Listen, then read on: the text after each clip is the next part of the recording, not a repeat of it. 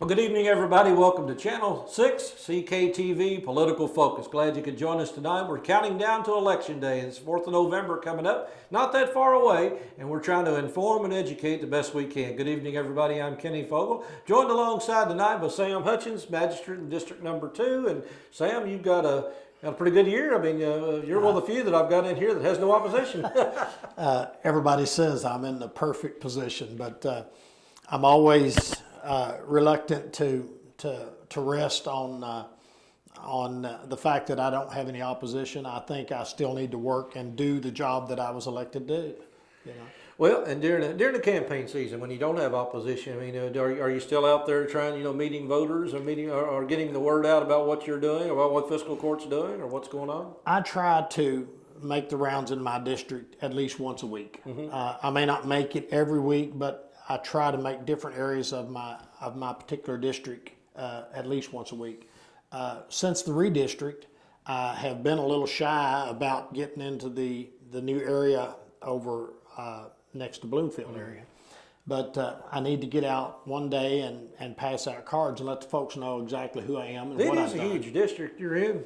As a matter of fact, I live in that district and just know that. I mean, when I was on the school board, just different things like that, obviously I had to get out and check it. And it has changed even in the last few years, the voting place and everything else. But it is geographically, I'd say it's probably the largest district. Actually, the smallest. Really? Geographically, it is the Shows you how much smallest. I know. Population-wise, before the redistrict, it was the largest. With Maybe that's what I'm thinking then. Yes, with about 11,000 residents. And after the redistrict, all of us were brought within plus or minus 5%. And from what I understand, it has grown almost 1,000 votes or 1,000 residents since the redistrict. So it's starting, things are picking up. Yeah. People are moving back in. So we'll see how it turns out. Well, let's talk about some of the changes in District 2. I know roads is something you're always concerned about and things of that nature, but you got a new firehouse. I mean, that's something I've been working on for quite a long time. For a good while. As a matter of fact, they broke ground this week. Foundation was poured today. I think will be a tremendous asset for the folks in the Woodlawn, Botland area. It's been a long process. Marlon and Stacy Faulkner and them have worked diligently on getting this done. Thought we had it last year. Things kind of worked around. You know how time slips away, but it's actually underway now, and seem to think that it'll be up and under roof, before the holiday season. Well, the life of a magistrate. Let's tell us a little bit about that. I mean, does that involve a couple phone calls every now and then, or how do you keep in touch with when people when you're not touching them, or they touching you? Well, depends on the issues. You'll go for a few days and you won't hear a word, and then depending on the issues that are current, you'll get a few handfuls of phone calls, and I guess the secret is to, whether it's right, whether it's wrong, whether you can help, whether you can't, answer the phone call. Respond to the folks that call you, and always do the best you can do. Now, I know there's probably no one issue in particular, but are people mainly looking for things that's going on in the district? Are they looking for something countywide, or are they just looking for information or just a voice and opinion? What do they mainly want? It varies. A lot of times it'll be a neighbor versus neighbor issue. Oh, you gotta love those. And you're sort of the referee, which there's been a few of those, A lot of times it will be a personal situation where somebody's either had a hiccup through one of the agencies here in Bardstown or something, and they just want to respond to you with what happened, and you do your best to help them out. So what's going on in fiscal court right now? I mean, for the average person just knowing, is there any hot button issues going on right now, or is it basically things, what's coming up in the future that's going to catch us off guard, or are we just looking at beautiful things happening every day? Well, I don't think anything's going to catch us off guard. It's been very smooth sailing lately. We've actually got the new distillery project that's nailed down. And those guys are supposed to break ground this fall. Beyond that, there's always prospects, as you know, that come into town, and I kind of liken it to fishing. you got a lot of fish out there, and Yeah. and once in a while you get lucky and you land one, you know. So we're always fishing, trying to look for that perfect industry to locate out here, and things are getting better. More traffic, more people. I think we'll do very well with it. Well, growth, I mean, I mentioned that to several people already during this campaign, and obviously growth issues are a big thing. The city's talking about more water sources, things like that. But again, what does a industry look at when they're coming in as far as, I mean, they're looking for water, looking for education, but I mean, I'm sure there's a reason somebody would want to locate here. I think, personally, I think they look at the lifestyle of the entire county, not just water, not just infrastructure, but the schools, the fire protection, everything that can be offered to these companies. I think they look at that as an entire package when they come in to visit, and they'll come through maybe the most nonchalant individual, and he may be the scout for that particular industry, you know.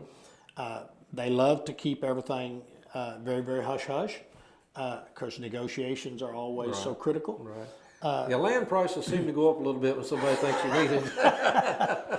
And that's one thing that, you know, when I first went on physical court, I thought, you know, we can go out here and we can sell this industrial park and we can make a fortune. And if we're really, really lucky, we will be able to offer the property as an incentive package to bring a company in. And the only time that I see we will ever realize dollars is through the folks that move into Nelson County as residents. They will buy and spend and so forth, and that's where you make your return on your money. Well, apparently, you know, I know y'all didn't raise taxes, the property taxes this year, so assuming they don't raise, is the county financially in pretty good shape? We are solid. We've been able to bring the debt down on the industrial park over the last 4 years very significantly. We have money bonded that will take care of the landfill expansion. So actually, we're pretty good. I will say that we won't raise taxes. I think that it's inevitable as pay raises and so forth, and insurance especially affect all of us. That and everybody hates to hear that tax word, and especially a politician. But I think it's something that we will have to look at in the next year or two. Okay.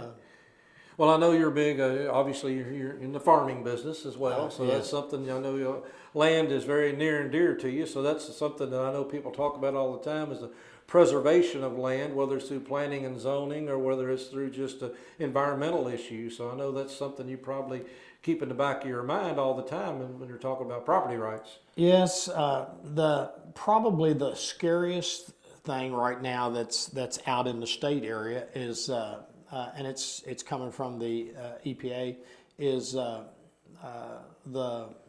Water Rights Act, Clean Water Act. It seems that the federal EPA are stepping on the state's jurisdiction in the waters of the U.S.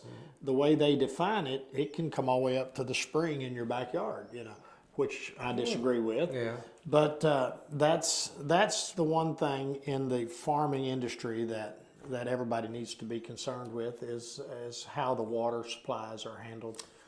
Okay, well, being you don't have opposition this year, you're going to still, obviously you can't vote for any of the other magistrates because you're not in their district. But if you're just a regular voter out there, what are you looking for when you're looking for somebody to run for fiscal court or some other office like that? Are you looking for somebody that's responsive, somebody that's going to get along, or somebody that's just going to go in and upset the apple cart and get everything straightened out? Well, when I went into it, I had a lot of ideas of the things that I could change, and change is very slow and very tedious.